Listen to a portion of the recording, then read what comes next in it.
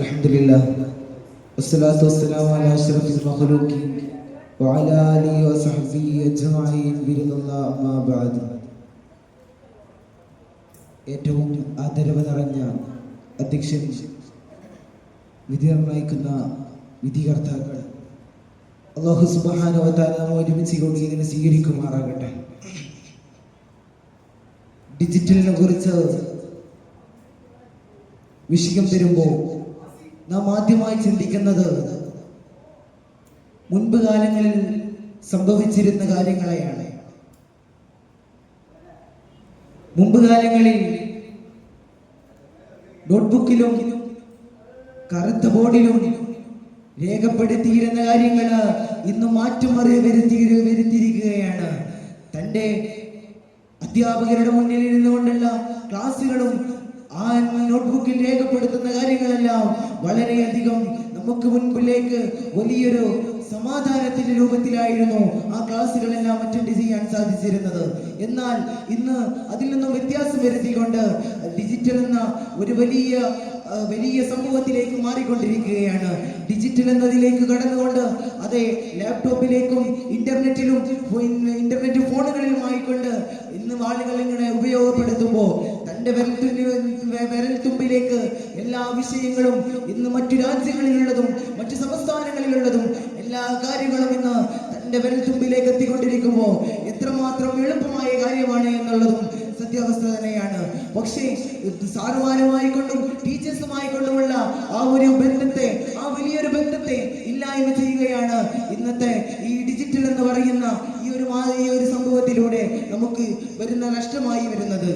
അധ്യാപകരും മാതാപിതാക്കളും തമ്മിലുള്ള വ്യത്യാസം, ആ ഒരു ബന്ധവുമെല്ലാം ഇല്ലാതെയായി പോകുന്നു എന്നുള്ളത് മറ്റൊരു ചർച്ചയാകുന്ന ഒരു വിഷയം തന്നെയാണ്.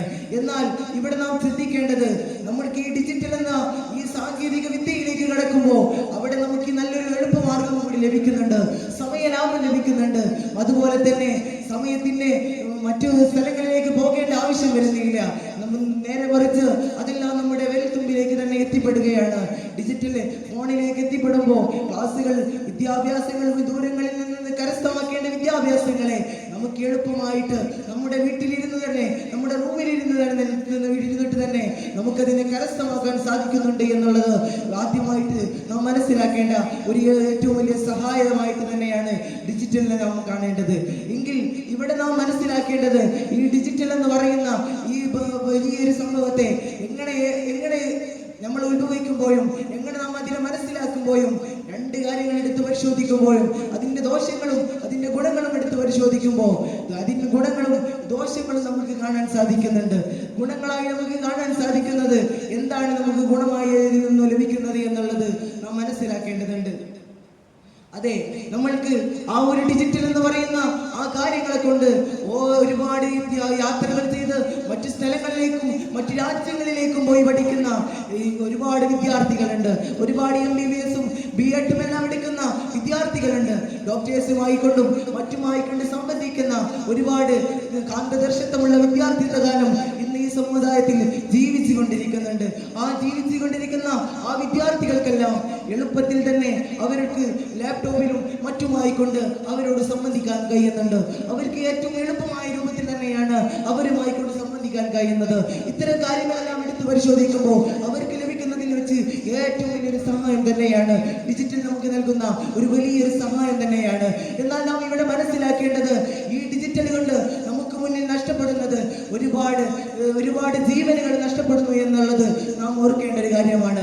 ക്ലാസിന്റെ പേര് പറഞ്ഞ് ഒരുപാട് ഇന്റർനെറ്റിലെ ഒരുപാട് സൈറ്റുകളിലേക്കും മറ്റും കയറിപ്പോയി അവിടെ നിന്നും അവന്റെ ജീവിതത്തെ നഷ്ടപ്പെടുത്തുകയാണ് അവൻ ഓരോരുത്തരും ചെയ്തുകൊണ്ടിരിക്കുന്നത്. അതാണ് ഇന്ന് ChatGPT എന്ന് പറയുന്ന ഒരു വലിയ സമൂഹമുണ്ട്. ആ ChatGPT-യുമായി കൊണ്ട് സംസാരിക്കുന്ന ആ സമയത്ത് അവിടെ നിന്നും അവനക്ക് മനസ്സിലാക്കി കൊടുക്കുന്നത്, ഒരു മനുഷ്യനതാ ആ മനുഷ്യന്റെ ജീവിതത്തിൽ വളരെയധികം തളർന്നു പോയ നിമിഷത്ത് അവൻ ChatGPT-യോട് ചോദിക്കുകയാണ്, ഞാൻ എന്താണ് ചെയ്യേണ്ടത് എന്ന് ചോദിക്കുമ്പോൾ ChatGPT അവിടെ നിന്നും അവസാനമായി അവിടെ എഴുതി കുറിച്ചു കൊടുക്കുകയാണ്, അതെ, നിനക്ക് തൂക്കുകയർ തന്നെയാണ് നല്ലത് എന്ന്.